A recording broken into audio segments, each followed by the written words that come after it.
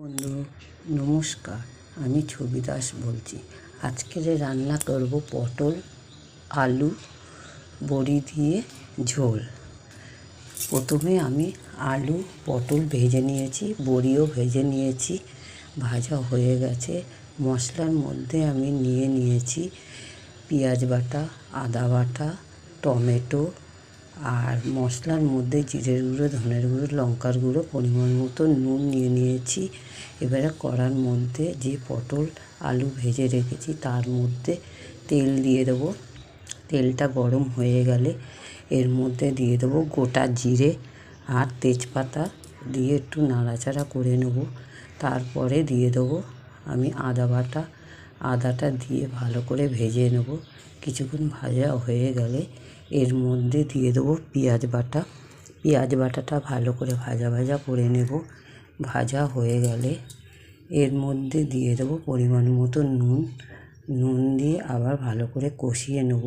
কষানো হয়ে গেলে এর মধ্যে দিব কুচানো টমেটোটা দিয়ে ভালো করে কষিয়ে নেব যাতে মশলাটা ছেড়ে যায়।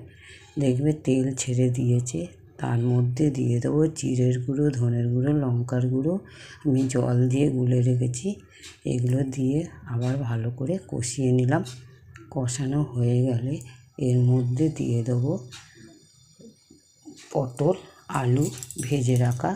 এটা দিয়ে ভালো করে কষাবো। কষানো হয়ে গেলে বেশ ভালো করে কষাতে হবে। কষানো হয়ে গেলে এর মধ্যে দিয়ে দেবো পরিমাণ মতন জল। এখানে আমি জল ব্যবহার করছি গরম জলটা দিলে স্বাদও বাড়ে, টেস্টও বাড়ে। পরিমাণ মতন আমি জল দিয়ে দিয়েছি। কিছুক্ষণ ঢাকা দিয়ে রেখে দিয়েছি। ঢাকা খুলে দিয়ে দিয়েছি ভেজে রাখা বড়িটা দিয়ে কিছুক্ষণ নাড়াচাড়া করে নিয়েছি। এটা পটল আলুর তরকারি তৈরি হয়ে গেছে। গরমের সময় খুব খেতে ভালো হয়। ভালো লাগলে একটা লাইক করবেন, কমেন্ট করবেন, শেয়ার করবেন, পাশে থাকবেন। নমস্কার।